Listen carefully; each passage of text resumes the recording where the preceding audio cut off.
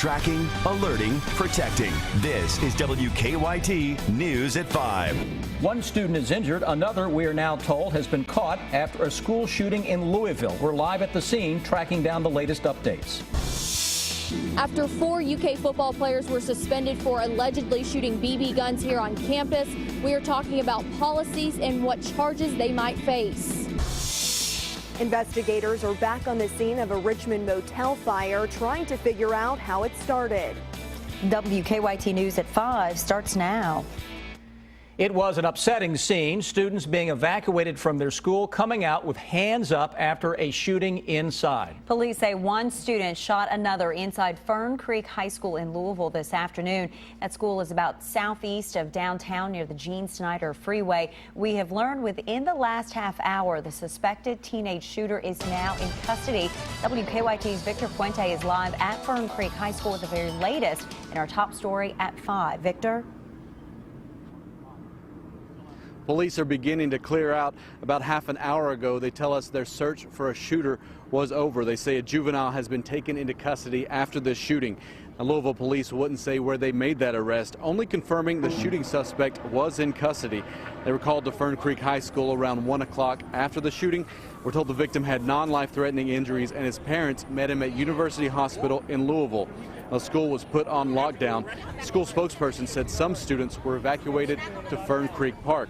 We spoke to a couple of students who were in the area when it happened.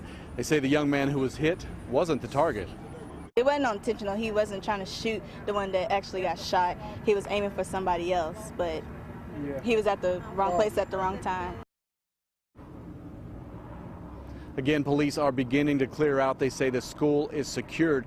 They also say because several roads around the school were closed for hours, it may take a little bit longer for the buses carrying students to get home. Live in Louisville, Victor Puente, WKYT. Victor, thank you. A Louisville television station is reporting that police have confirmed that the suspect is a young man believed to be a 16-year-old sophomore. The Fayette County attorney tells us he expects charges this afternoon in connection to a BB gun scare at the University of Kentucky that caused a campus safety alert. 4 UK football players have been suspended for this weekend's South Carolina game for their role in Sunday's incident where shots were fired. Today we're getting a closer look at UK's policy on BB guns and what it could mean for these players. WKYT's Jarek Insko has more now from the UK campus. How do cases involving BBs versus bullets change the charges and the overall police investigation? That's what we're asking after UK officials tell us football players fired BB guns on campus. UK officials shared their policy on deadly weapons with us, which they say is against using airsoft and BB guns on campus. But UK police say the student athletes shot these type of guns, scaring some fellow UK students. It's late at night or early in the morning. You've got a group of people with what appears to be guns. You know, if you see something like that, you tend to assume the worst and ask questions later, which is probably smart to do. Since it's in violation of the Code of Student Conduct, freshmen Dorian Baker, Drew Barker, Tamir DeBose, and Stanley Williams have been suspended. The county attorney tells us they plan to file charges of disorderly conduct. And according to this former Lexington police detective, coming to an agreement on a type of charge depends on the context in which the weapon is used. A BB gun can cause serious physical injury, so that's one aspect of it. Was it used in a manner that could endanger somebody, put their eye out, or cause them serious physical injury, permanent injury? You know, the other thing is it used to make people believe it's a real gun? It was used in a threatening manner. UK's policy states that any weapon from which a shot may be discharged is prohibited from being used here on campus. Jerica Insko, WKYT. And again, those 4 student athletes have been suspended for Saturday's game against South Carolina. At last check with the clerk at district court, no charges have been filed yet. Still no arrests in a shooting that injured a woman who was simply sitting on her front porch near downtown Lexington. Police say the woman was an innocent bystander caught in the crossfire of a shootout yesterday in front of her home near 5th and Ohio Streets. The woman was shot in the leg. She was taken to UK hospital for treatment. She is the 5th person to have been shot in Lexington since Friday. You'll hear from her on WKYT News at 6. We have tracked down some new details today about a fire at a Richmond motel. That fire heavily damaged the Country Hearth Inn off the Eastern Bypass. As WKYT's Whitney Wetzel shows us, fire officials say a critical safety tool wasn't working when that fire started yesterday afternoon. Investigators are back on the scene of a Richmond motel fire, trying to figure out how it started. Flames that ripped through the Country Hearth Inn yesterday afternoon caused enough damage for fire officials to condemn it. Fire officials tell us they believe a hot plate in a room is likely what started the fire. Some folks tell us the man who was staying there drove off shortly after the fire started. We're told the reason why state investigators were on scene was because smoke alarms did not go off at the motel. Fire officials say they're now working with the motel's owners to ensure that problem gets fixed immediately. While everyone did get out safely yesterday without working smoke detectors, this obviously could have ended much worse. People who live here tell us they're just grateful those staying in this building still have a place to stay. Considering the extent of the damage and the fact that the owners of the motel have been able to step up and give everybody a room and take care of them, that's a real blessing there. Today, state fire investigators would only tell us that the cause remains under investigation. In Richmond, Whitney Wetzel, WKYT. Well, at this point, Richmond fire officials do believe the cause of that fire was accidental. One group is showing support for a pregnant police officer. Our county-by-county coverage begins in Boone County. Moms Rising delivered a petition to the city of Florence in support of Officer Lindy Tischler. She's pregnant and asked to be taken off patrol until she has her baby. The city said no, because pregnancy, they say, isn't a work-related injury, and told her to take unpaid time off. The petition includes 10,000 signatures and a letter requesting the mayor rescind the policy. A judge has postponed the trial for a Bullitt County woman accused of leaving her newborn in a trash can. Jessica Price's trial has been pushed back from December to next July. Police say that Price gave birth in the bathroom of a Louisville Kohl's while working there last year. A co-worker found the baby dead in the garbage. She is charged with murder, evidence tampering, and abuse of a corpse. Well, we had another great day of weather, and you're going to want to enjoy it while it lasts because changes are coming toward the end of the week.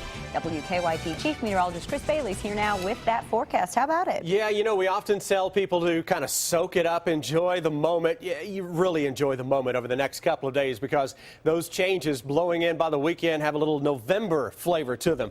Right now across Kentucky, it's mid-70s in the north, 80, 82 degrees into parts of central and southern Kentucky. As of now, a little more in the way of some clouds beginning to filter in, but Live First Alert Defender continues to show that dry sweep that it has basically been showing you for the better part of the past, 3 weeks now since we had those record rains in early September. We just turned the faucet off. A little bit of shower action not too far away from us up across the Columbus area, Pittsburgh. That's a very weak cold front that is dropping its way on in. It has some more pleasant temperatures coming in behind that for the next couple of days. Now, if you're out and about this evening, it's mild, then it turns a little cooler after the sun sets. That always happens, but there will be a little fresher brand of air blowing in by that time, with temperatures hitting the upper 50s to low 60s by the time we roll toward 11 o'clock. Focus of the forecast, though, is on that taste of November that shows up in your hour-by-hour forecast. Guys, we'll break down the chilly details when I come back in a bit. We'll see you then, Chris. Thank you. Forest fires will become a major concern as we head into October. There are a few rules you need to be aware of to help keep Kentucky fire-free. WKYT's Mike Linden shows us the dangers of forest fires and the best way to prevent them. The story is new at 5. Beginning October 1st, it's the start of fall forest fire season in the state of Kentucky. With temperatures and humidity dropping, the risk for wildfires is increasing. Dry and windy weather, coupled with more sunlight hitting the surface, can lead to wildfire development this season. Especially with leaves falling right now, we're asking people to be very cautious in that area and make sure that they don't abandon a campfire that's still active.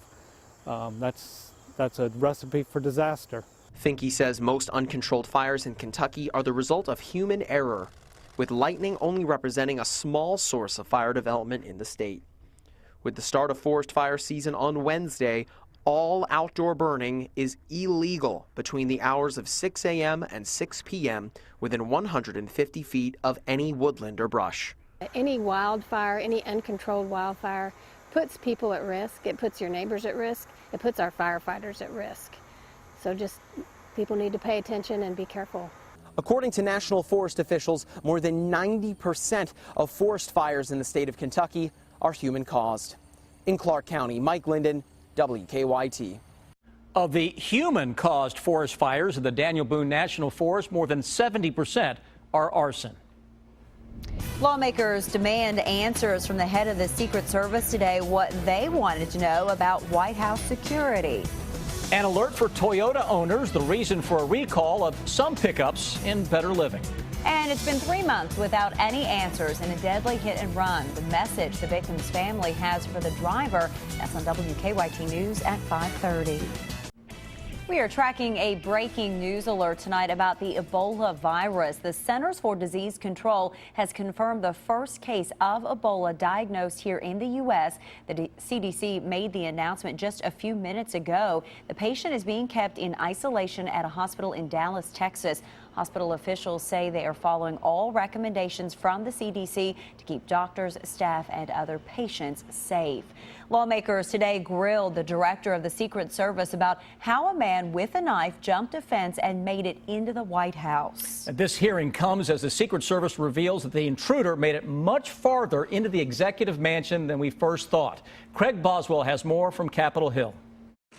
Secret Service Director Julia Pearson is taking full responsibility for security lapses at the White House. Mistakes were made and the proper protocols were not followed. Pearson was on Capitol Hill to explain a series of mistakes made by Secret Service personnel, including an incident earlier this month when a man carrying a knife made it past several agents into the White House before being captured. I want overwhelming force. Would you disagree with me? I do want our officers and agents to execute appropriate force for anyone attempting to challenge or breach the White House. We got to explore this further. Lawmakers also recently discovered the Secret Service took several days to realize that someone shot at the White House, hitting it at least 7 times in 2011. A maid was the one who first noticed the bullet marks near the residence. The president's daughter, Sasha, was home at the time. When did your agency find evidence of the shooting? I believe it was on the 15th or 14th of November. Which was how many days after the shooting? 3 to 4 days later. Oscar Ortega Hernandez was arrested and convicted for that crime. Director Pearson says she is conducting a full investigation of both incidents to find out what happened. Craig Boswell, CBS News, Capitol Hill. The contents of the Secret Service investigation may not become public. That's due to the secret nature of the agency's protocols to protect the White House and the first family.